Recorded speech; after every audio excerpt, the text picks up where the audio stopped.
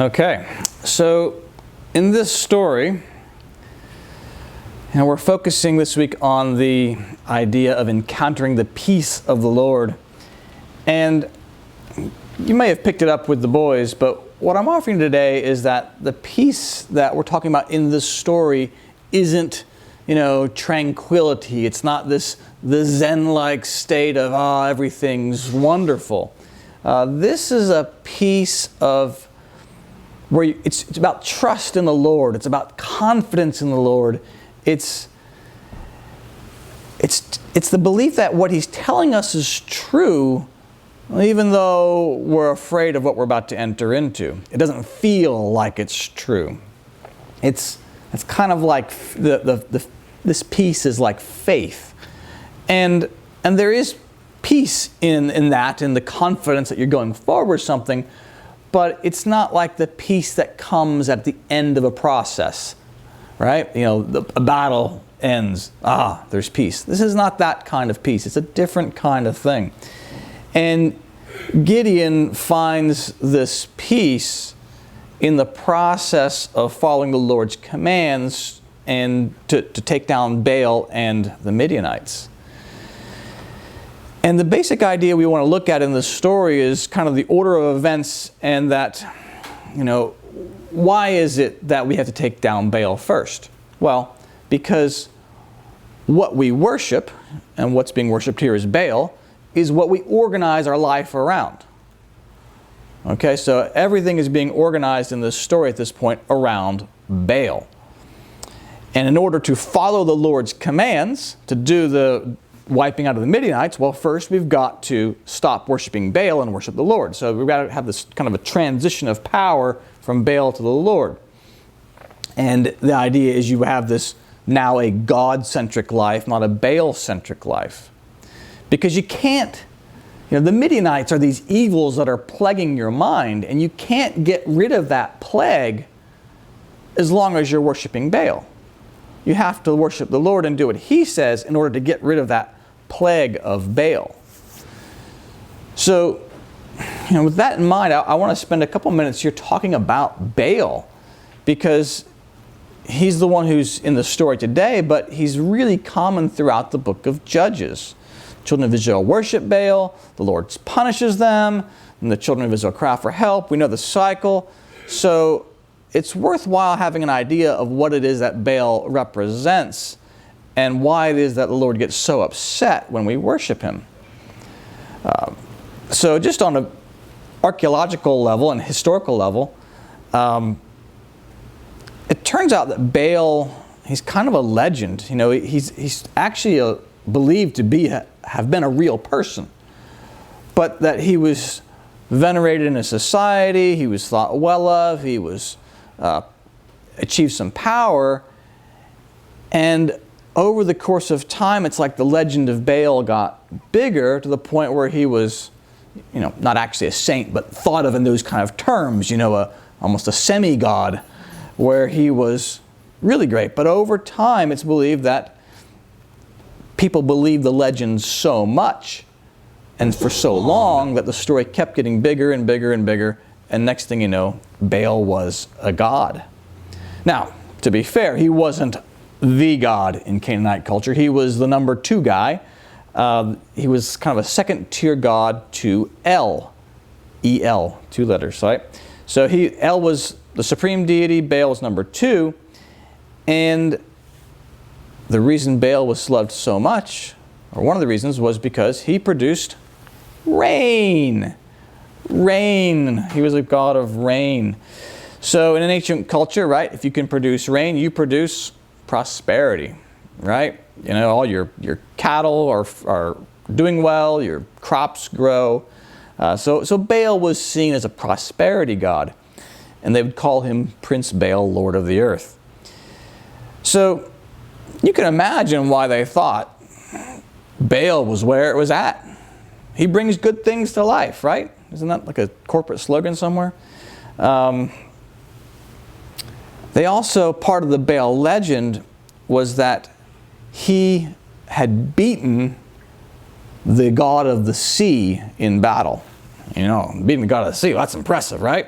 Now, he lost to the god of death. But when he teamed up with Asherah, right, the pole goddess, you know, teamed up with Asherah, they came together and they beat the god of death, and Baal was now a winner. So you can kind of get the feel for this legend of Baal, that he had this really cool story around him, you know. Lost, you know, came back, teamed up, wins. You know, this guy is a winner.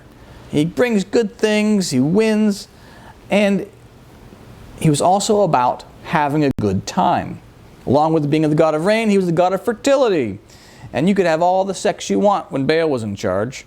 So you had lots of children, lots of fun, everything was great. And this is where it leads into their interaction with the children of Israel. So the first time the children of Israel encounter Baal is in the book of Numbers, chapter 25. And contextually, you can kind of picture this, that they're out in the desert. They haven't been out there for real long, but they're out there, and how's life in the desert? No water, no food, boring manna, can't get the quail that we want, we're not having a good time. This Lord Yahweh, you know, he got us out of Egypt, but other than that, he's not really a good time. He doesn't feel like prosperity. So when they go into Moab and they find these Moabite women who like to have lots of sex with them, the temptation is just too great for them to resist. And so in your order of service, you'll see the first few verses of Numbers chapter 25, and you'll get the idea as to where this all went wrong. So when Israel was staying in Shittim, the men began to indulge in sexual immorality with the Moabite women, who invited them to the sacrifices to their gods.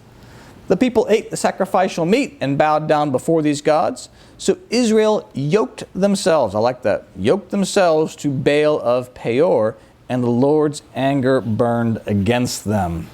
Right. Now, so there are lots of Baals around, regional Baals, if you will. And this one happened to be Baal of Peor. But you don't have to see any more of that chapter to see that this is a pretty good deal as far as the Israelites are concerned, right? They're committed to having lots of sex, and you can imagine that they encounter this and they're like to the Moabites, wait, who's the God you're worshiping? Can we get in on this too? This is a good deal. Our God doesn't do this. Who do you worship? Oh, Baal is your God? Yes. Sign us up for this guy. Our God's barely keeping us fed, and there's not enough water, and we're certainly not allowed to have lots of fun. He's going to be our guy too. Baal, to them, is prosperity, right? Isn't that the Baal legend? And that's what he is. But what's Baal really? Isn't he the god of self-indulgence? I mean, isn't that really what Baal is all about? It's prosperity for sure in the eyes of the children of Israel. They see that, but the Lord sees self-indulgence. God sees that all we want to do is indulge in these pleasures of the flesh, and this is how Baal gets represented throughout the rest of the scriptures. So the point in all this with our Gideon story is just to establish what needs to happen first, and that really we need to stop being motivated by self-indulgence. That's what this story is happening in this story. And this is not to say that you can't come home from a bad day of work and indulge on a tub of ice cream. That's legitimate. You can have some comfort food. But worship of Baal is not I'm feeling sad, I'm going to eat some candy bars. Worship of Baal is having your whole life organized around self-indulgence. There is a difference.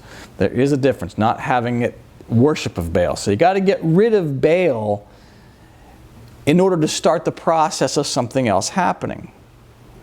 You know, the idea when we start worshiping the Lord, higher thoughts can come in. Your mind opens up to the heavens. You're more receptive to what the angels are going to be telling you. And while you may not have that outward confidence and peace, there is going to be things happening on the inside that are really good. Things that are going to open us up to the Lord. And this is what Secrets of Heaven, number 9241, has to say. It says, but in regard to the trust and confidence, which is called faith itself, the case is this. Those who are in love of self and the world, i.e. Baal worshippers, that is, those who are in evils and consequent falsities, cannot have this faith. What faith can they not have? They cannot have confidence in the Lord. For their heart is not towards God, but towards themselves and the world. Whereas those who are in charity towards the neighbor and love the Lord can have such faith, for their heart is toward the Lord. All right, so you can't worship the Lord and have faith of Him if you're into the whole love of the world, which is what they were. So they can't have it. So you got to get rid of Baal first in order to have the peace that the Lord is promising. You can't have peace and trust in the Lord as long as you're worshiping Baal. So like I said at the beginning, this isn't the normal kind of peace. This isn't, Zen-like tranquility. But the Lord is called the Prince of Peace. And there's something about that on multiple levels. The peace early in the process of confidence that, I have a clear mind as to what I have to do going forward. And that's the kind of peace. You're not worrying about, should I do this? Should I do that? What do I do? What do I do? What do I do? Oh, this person's not going to like it. No. The peace is in that I've made a decision. I'm going forward with it. Consequences be what they are. I know what the right thing is to do. Children of Israel will get the end of process peace eventually. At the end of this Gideon story, there is peace in the land for 40 years. But this is earlier in the process.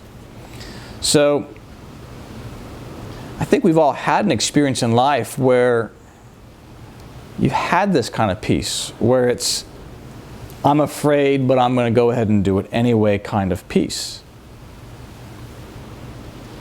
Gideon seems to be in that area, taking down that Asherah pole on the Baal at night. Does seem like he had the peace to say, all right, I'm going to go ahead and do it even though I'm scared. Scripture is very plain about the fact that he was afraid. And so while our outward consciousness might be flooded with worry, all sorts of negative thoughts and fear and anxiety, there's still enough faith, trust, confidence in the Lord, peace in the Lord, that you can go ahead and go forward. You're believing that despite the outlook, it's going to be all right. Now, as we see in the story, the locals are not pleased with Gideon's work. They're not happy that he's done this, and it's no surprise. I mean, think about it for a second. The people weren't asking for a revolution. They did not want their god of self-indulgence to be deposed. It's not a desirable outcome for them. So Gideon's father gets them off his back with the whole, we'll let Baal take care of himself thing. But one of the things you've got to, it's fairly obvious from the sense, is that what happens in a power vacuum? Well, somebody else wants to take over. All I got to do is have some familiarity to global politics, right? Somebody goes out of power, and then guess what? Somebody else is going to try to take in that spot. And that is what's happening here. Baal, we see, is now out of power. The altars are down. And so who's going to try to step into that void? And in this story, it's just after this happens, it's the Midianites, the Amalekites, and Eastern peoples who now join forces and go in after it. And this is, again, the picture of your mind. Okay, when you make a commitment to doing something right, guess what? Everybody's going to join up and say, we did not authorize this change of power. We did not authorize this transition. God of self-indulgence was fun. We enjoyed that. Why are you getting rid of it?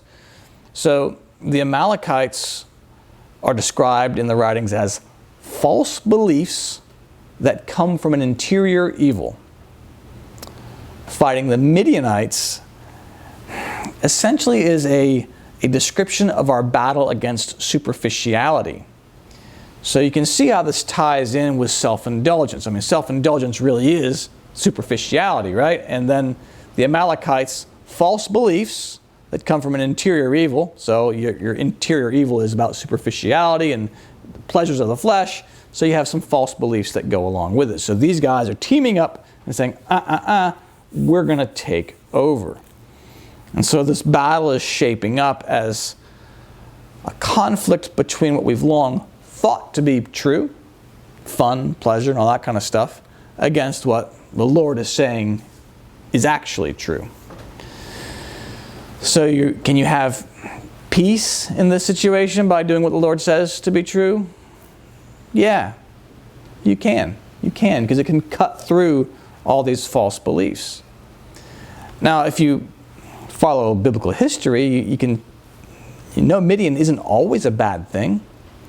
So it seems that Midian was given as kind of a stepping stone to something better. And Midian has this bad representation only when we have failed to grow. So follow this kind of family tree. So Midian is actually the son of Abraham. But it was Abraham by his second wife, Keturah, when she was an old woman, or when he was an old man, rather. So he's in old age, has this other son, and the idea here is that Midian originally represents childish concepts of religious truth. Okay? So, and it's innocent when it's formed, and perhaps some ideas of what Midian represents would be like, oh, you've got to go to church to go to heaven, or you've got to go to church in order to be good, or God will give you good things if you're good. You know, things that we have as a child that eventually we need to grow out of. Maybe it's like, oh, God's a white-bearded man sitting upon a throne casting judgment on the bad people. Moses goes to Egypt, or Moses flees from Egypt, stays in Midian for 40 years. He's protected there. He marries Jethro, the Midianite's daughter. So there are some times in life when we need Midian.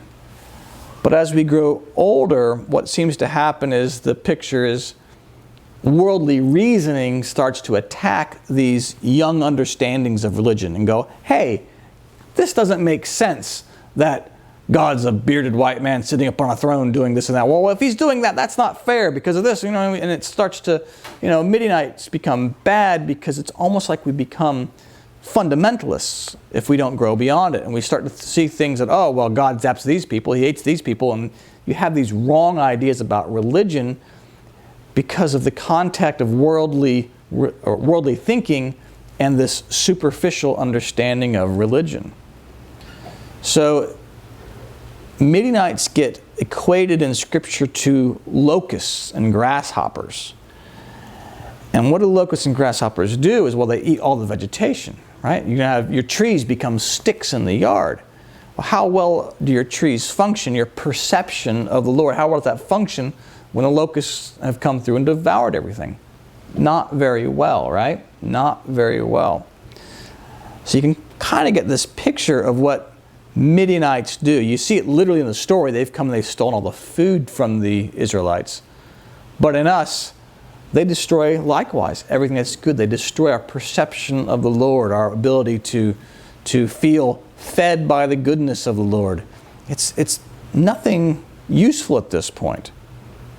So it's a life centered around self-indulgence, and yet we're being called to something higher, and we think we're good because we have this childish understanding.